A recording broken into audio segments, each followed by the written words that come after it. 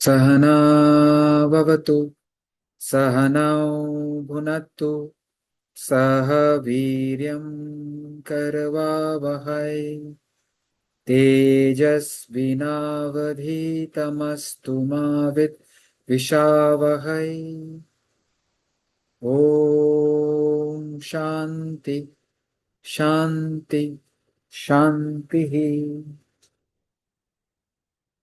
Om Sarve Bhavantu Sukhinah Sarve Santu Niramaya Sarve Bhadrani Pashyantu Ma Kaschit Dukkhat Bhag Bhave. We pray for the peace and happiness of one and all. May everyone be comfortable and joyful at all levels of the personality. May we see that which is divine and sacred. May there be no suffering in that. Om Shanti Shanti.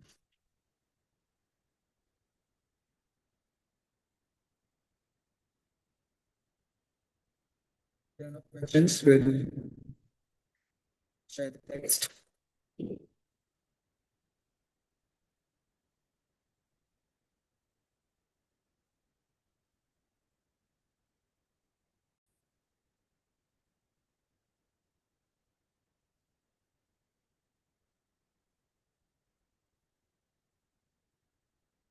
Okay, this has come. What is this one?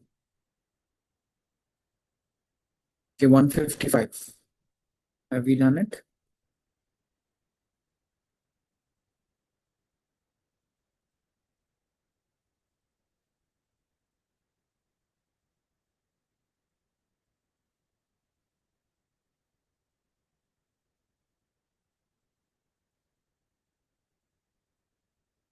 Okay, let's do this.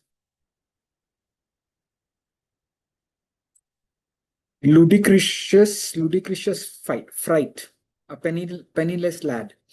They say it was a penniless lad, and nothing to lose he had. He heard that thieves were at him still. They must pursue, go where he will. Thus, haunted and worried, he for escape ran uphill, down ditch, into the cave. He hurried and flurried in fear and fright, wore out his body and mind in fright actually. Yet nothing to lose he had. They say it was a penniless lad. Okay. So, okay, let's go ahead and then we'll start. O worldly man, such is thy plight, thy errant. I don't know what is errant. Is there a word called errant?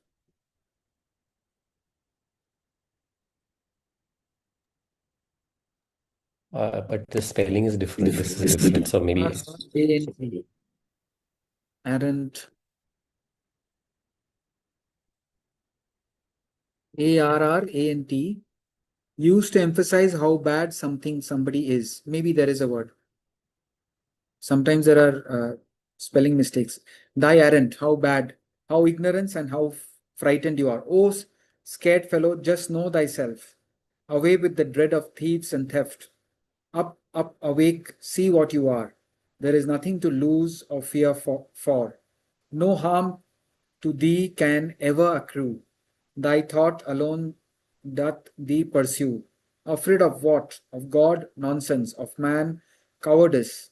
Of the elements, dare them. Of yourself, know thyself. Say, I am God. So, nice parallel. The boy does not have any money and he is running up and down, trying to escape from the thieves. Again, it's very seems a silly parable, but from the absolute standpoint, Brahman, the supreme reality, alone exists. At least theoretically, we should sort of uh, receive the statement and contemplate upon it. Brahman, the supreme reality, alone exists, nothing else, and that ourself is that supreme reality. So, from that absolute standpoint, there is nothing to gain or nothing to lose. We are always that supreme changeless Brahman. Of course, that conviction is not easy, but relatively, I would say, have faith in the law of karma. We all get what we deserve. If we deserve something, it will come. No power in the universe can prevent it from coming to us. And if we don't deserve it, how much ever we try, it will not remain with us. So if we are putting in the right effort, we are in the right direction, knowing that we have done all that we can be relaxed. There's no need to be frightened. And at the absolute level, we are the self. So what is there to be afraid of? Let come what comes, let go of those.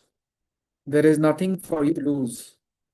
You don't have to be afraid of God. That power is always fair. You don't have to be afraid of any other man. If you are unselfish, you just be brave. Elements, the source of elements is our own self. So to get rid of the fear, we have to know ourselves. Fearlessness, it's a divine quality. Swami Vivekananda summarized the entire Vedas into that one word, fearlessness. Nothing can make us lesser than the self. There is nothing to be added to the self. It is your own thought that makes you fear. No harm can come to you if you know and realize your true self. So the encouragement is to turn spiritual.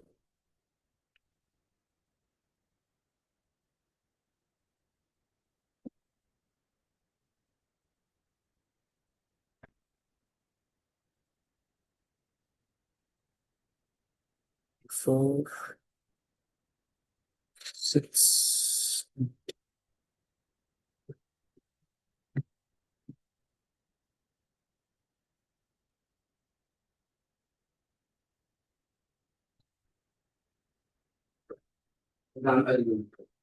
Without sugar, nahi bas?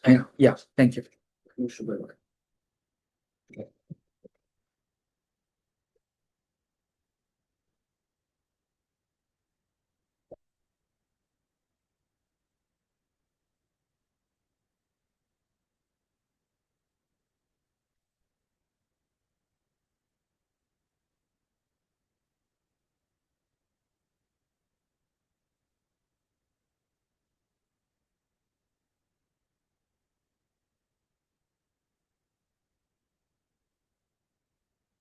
We'll try life is too sacred to be wasted. 105.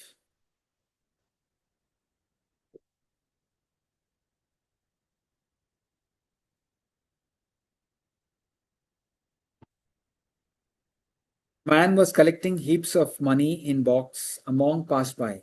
On being invited to the house of the rich man, who was hoarding his money in large boxes and steel chests, the monk asked the reason of his act.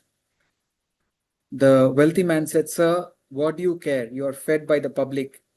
And even if they do not feed you, do not care a straw for the body. For us, it is necessary to lay by some money so that it may be of some use to us at the right time." The monk was silent. The next day, the wealthy man had to go and see the monk in a rotten cottage where he lived. When the wealthy man came to the cottage of the monk, he found the monk had, with great labor, dug a big pit, and in that pit he was throwing beautiful round stones, heaping stones upon stones in that pit, and had been laboring all day long in that manner. When the rich man came up, he said, "Swami, Swami, what are you doing here?" The monk said, "I'm collecting these beautiful pieces of stone. Don't you see how round they are?" The wealthy man smiled and said, "Why are you collecting them? Here is a whole mountain full of these stones. What is the use of collecting them?" The monk said, "I preserve them for the time of need. I may require them sometime, and it may be that all these mountains will be washed off the surface of the earth. So I will collect them and store them away." The wealthy man answered, "How is that possible? How can the stones be washed away from the earth?" The monk jumped up upon the wealthy man and said, "You taught me these lessons. O fool, there never will come a time when your food will not be laid before you by God. What is the use of just wasting your energy and lavishing your precious time in laying by of gold and silver? Learn a lesson from me. Life is not for this waste, for this spendthrift purpose. It is not to be wasted in such petty, sordid cares and anxieties. Life is too sacred to be wasting and hoarding money in petty and sordid cares and anxiety. So what's the message? So what do you think is the message of the story of this parable?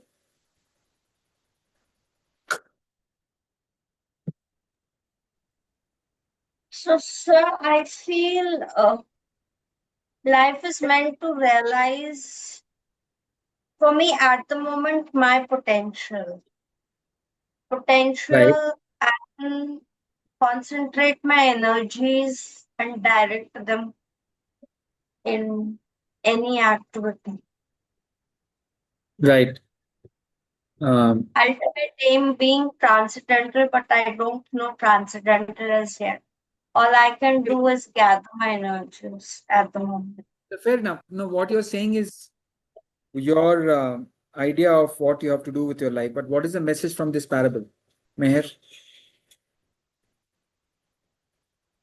So concentrating on the essential versus the non-essentials. So what is essential if and the time spent to reach the essential versus the time spent to get through the non-essential. So it's both based off both the ways. You are spending time also and not reaching where you're supposed to reach. So it's a double fault. Yeah. Right. Right. Yes, Mukta, you have something? So this, in my course of work, this exactly is what is featuring this question that you have put forth.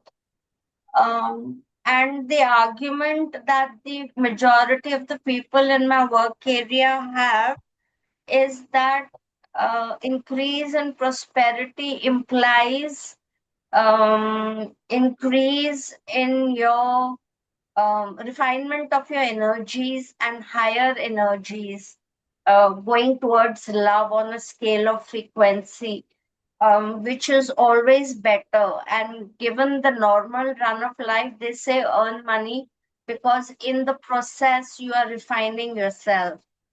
So even if you do not know God, you are indirectly working towards refinement. I'm kind of lost. Can you again summarize what you're saying or asking? So they said that in the pursuit of wealth, as is known commonly. Yeah, people are pursuing wealth.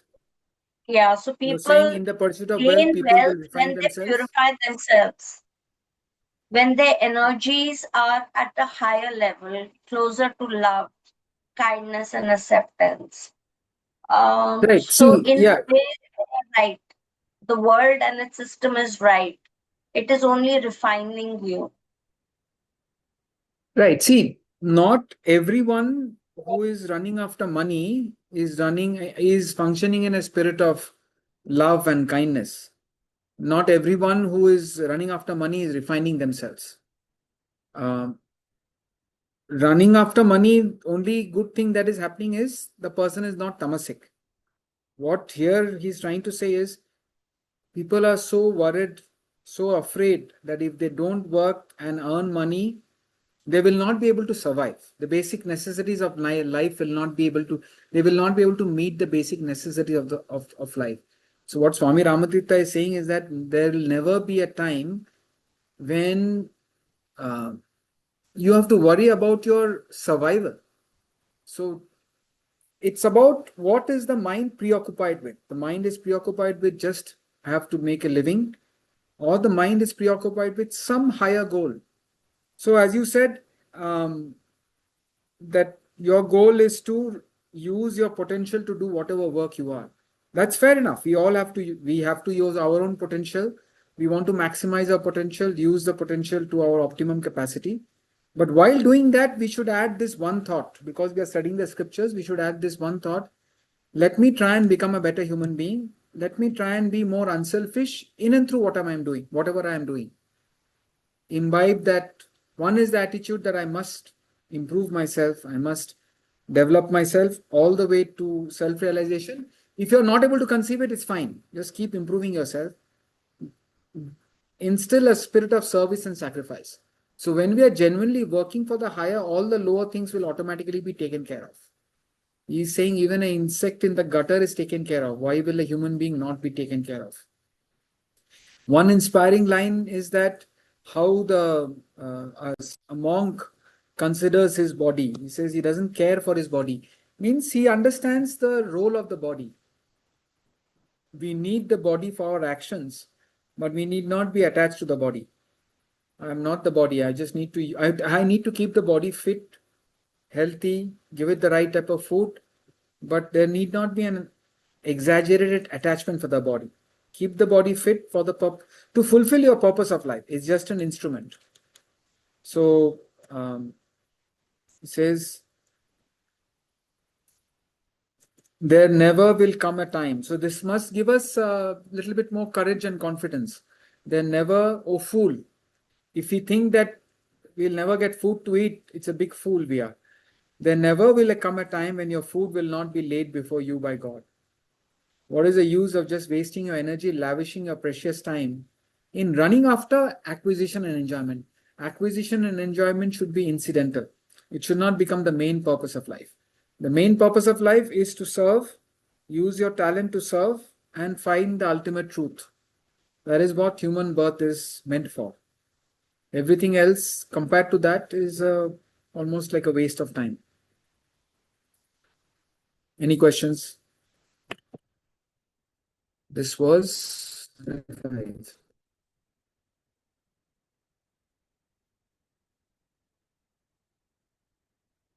second.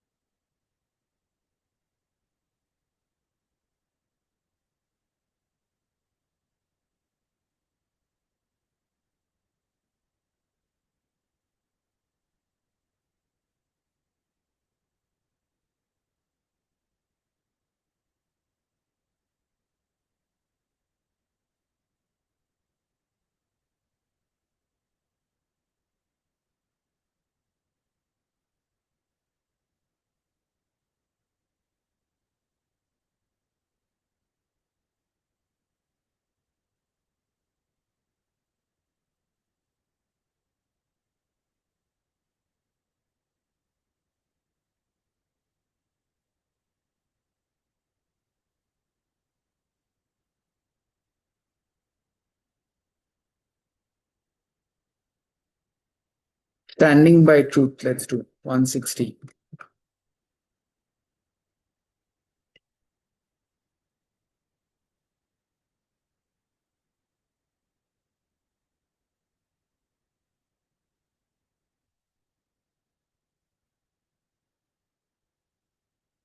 It is said in one of the Hindu scriptures that Sri Ramachandra, the Lord Rama of Ramayana, the greatest hero of the world, was at least of India.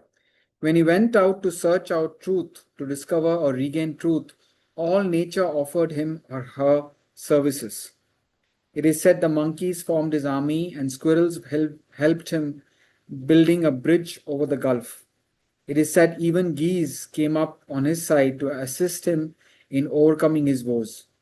It is said the stones offered him their services.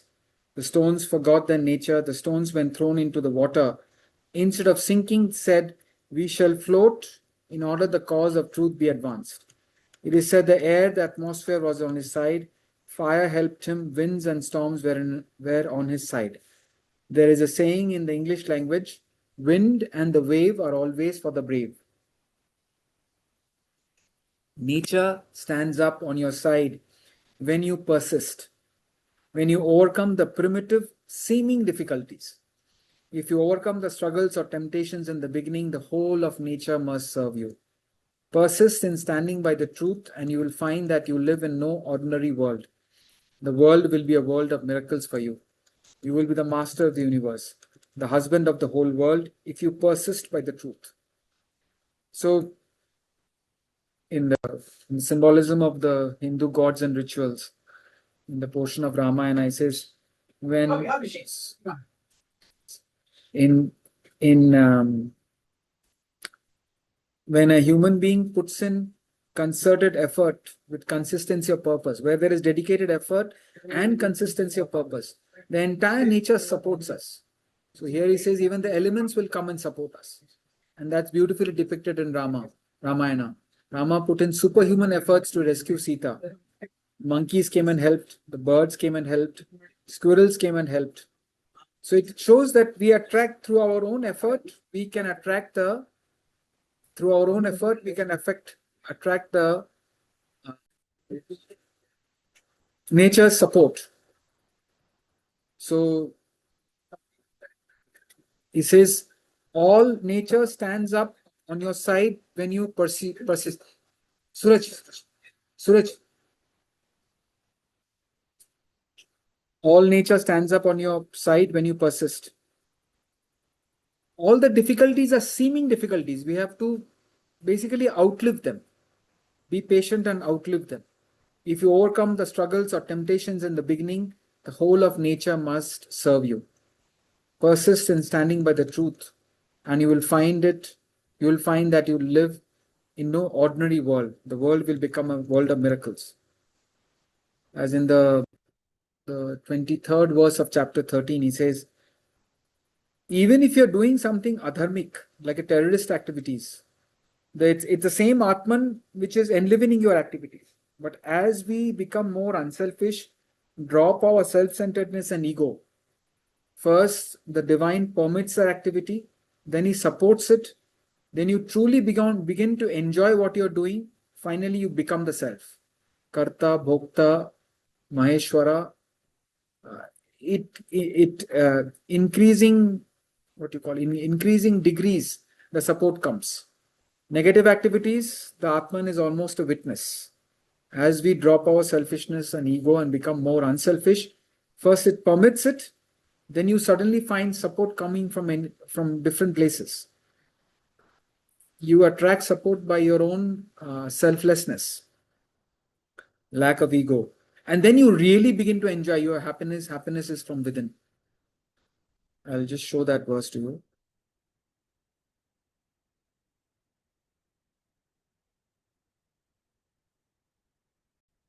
We call it the formula for miracles. Miracles means, see, ultimately God is petrol, but that's sort of a basic understanding of what is the role God plays in our life. When we are moving away from the self, when we are hurting others, law of karma will function, we attract suffering. But when we are going towards the self, and the more we drop ego, greater is the support that we experience. Chapter 13, verse 23.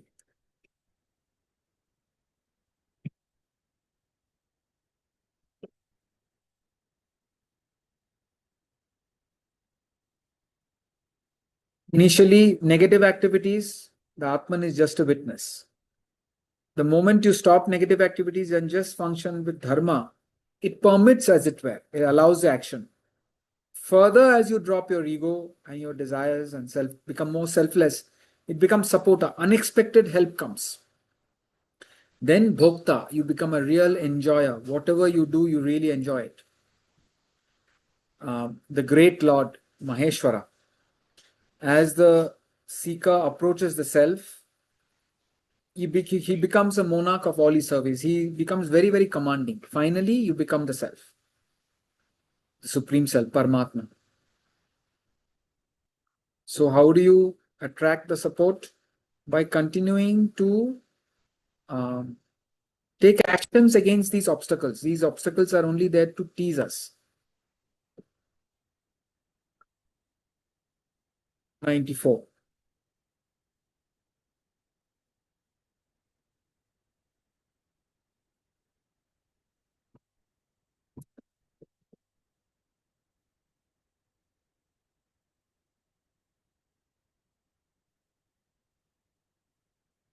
Yeah, we haven't done this.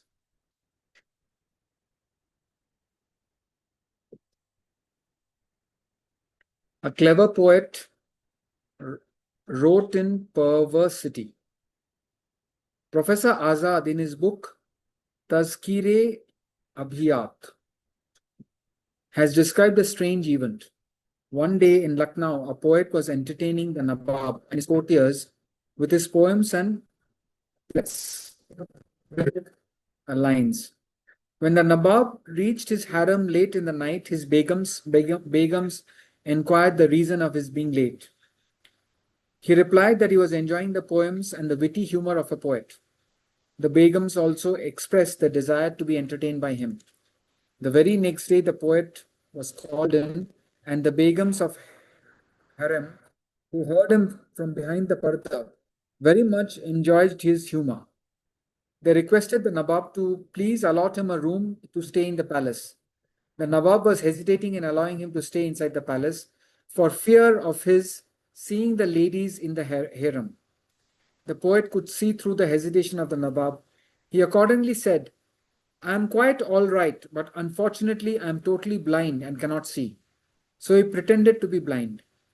This excuse of the poet proved effective and produced the desired result. The apprehensions of the Nawab were falsified, and he ordered a room to be allotted to the poet in the harem. The evil-intentioned hypocrite thus succeeded in deceiving the Nawab by saying he was blind, the hope of getting an opportunity of watching the ladies of the palace without being suspected. So his thoughts were evil, his mind was not clean, he pretended to be blind. But it is impossible to deceive anyone else except one's own self. That's the important line. It is impossible to deceive anyone else except one's own self. When we try to throw dust in God's eyes, we are blinded. Success is depravity is like poisonous liquor. Success by evil means is like poisonous liquor. One day the poet felt the urge to ease himself. He wanted the maidservant to give him a mug of water. The maidservant said there is no mug here in the room. She was fed up with the too frequent orders of the poet, and therefore she had told him a lie. But the poet was feeling a great urge. Since he could not control himself, obviously in those days there was no washroom, so he needed a mug. He spoke out, "Don't you see the mug is already there?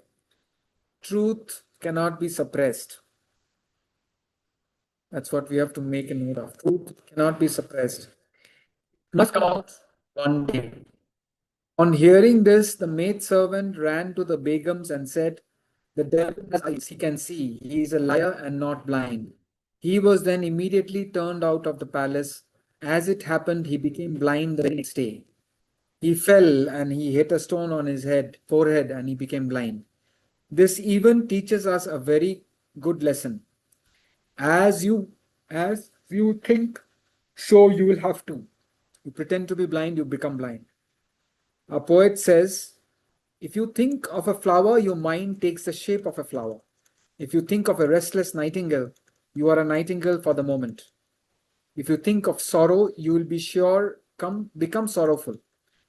If you think of goodness for all, you will be all. You might have observed that while playing, the children often walk backward with eyes closed. Their mothers beat such children, saying, "You should entertain only good wishes. You should not copy blind persons, or you might become blind yourself." Meera has said correctly, "By thinking and repeating the name of Krishna, I have become Krishna myself."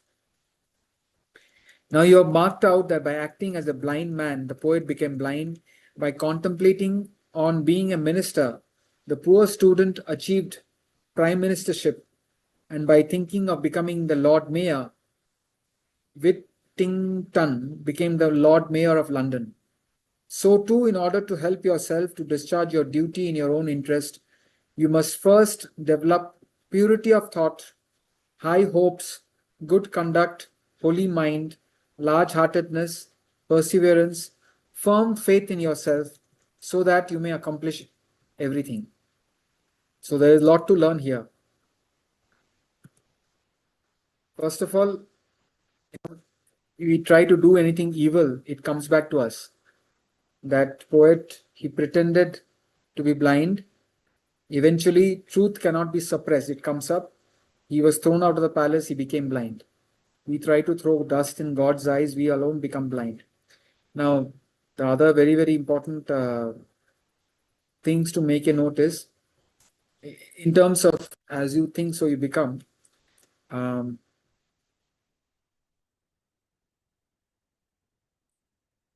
It says, if you think of a flower, your mind takes the shape of a flower.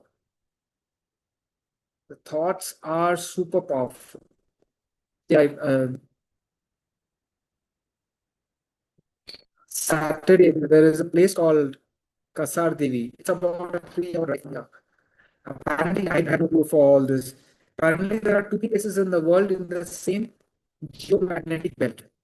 Apparently, you go there, you feel a strange sense of calmness. Now, I guess I'm too conditioned, but the person who went with me, he said I generally can't meditate, but immediately I was able to meditate. Now, the thing is, if you start believing in it, wherever you are, you change your thoughts, you can feel a very divine experience wherever you are. Yes, environment has its own effect, Mahat has its own effect, but nothing is as powerful as your own thoughts. Thoughts are incredibly powerful. So it says, if you think of a flower, for that moment, your mind has become a flower, it's taking the shape of a flower. Think of good thoughts, divine thoughts, the mind is full of divine thoughts. Same thing, if you think of evil thoughts, so many times when we practice gratitude or forgiveness, terminal diseases are cured. There's a gratitude club or forgiveness clubs. Now, Vedanta inspires us to entertain positive thoughts without a problem. It's not that we have to have a problem and then we have to start thinking positive. We must fill our minds with love, fill our minds with compassion, fill our minds with kindness, forgiveness, fill our minds with the spirit of sharing and giving. And make use of as you think that you become positive, good thoughts. Very, very powerfully Swami Amrita says, think of a nightingale, you become a nightingale for the moment. Think of sorrow, you become sorrowful. If your thoughts are despondent, pessimistic, you become pessimistic. If you think of goodness for all, in the beginning of the class, we have been praying for last week. Let everybody be happy. Genuinely pray that nobody should suffer. That is large-heartedness. He will explain. If you think of goodness for all, you will be all. So no negative thoughts. Fill yourself as much positive thoughts as possible. Mirabai, the great saint, thought of Krishna, he became Krishna. Means he ultimately became the consciousness. To help yourself to discharge your duty in your own interest, you must first develop purity of thought. That is, thinking good of others, be as unselfish as possible, no ego. High hopes, very, very positive thinking. Good conduct, actual conduct should be good, unselfish, hardworking. A holy mind, again, pure mind, a mind which can feel the presence of the divine everywhere. Dedicate the work to the divine, a holy mind.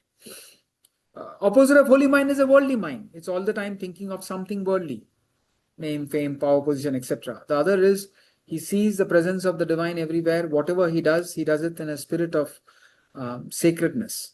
Large-heartedness. This is large-heartedness, what he has already covered. Think of the goodness of all, you become all. That is large-hearted. No narrow-minded. Opposite of that is narrow-minded. Perseverance. Firm faith in yourself. Faith in yourself is like, if you lose faith in yourself, very, very difficult to come back. Of course, we will be able to come back, but it's very, very difficult. It becomes very tough. Never lose faith in yourself. Again, Swami Vivekananda used to say, the old religion believed in God, the new religion believes in yourself.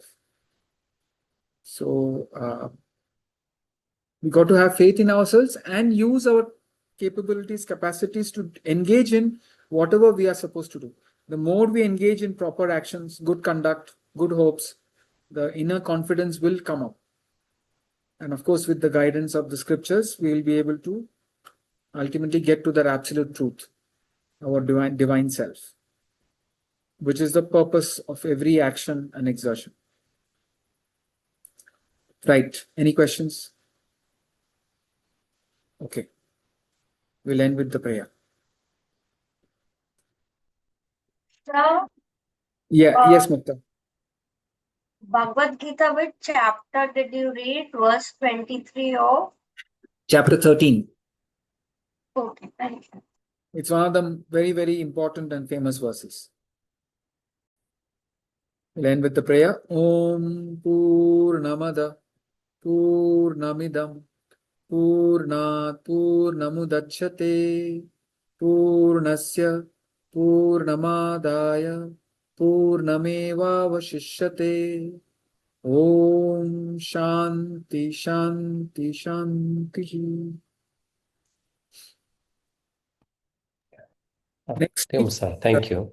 Thank you. Now, next week is first. Okay, we'll see next week. Hari Om. Thank you. Thanks. Bye.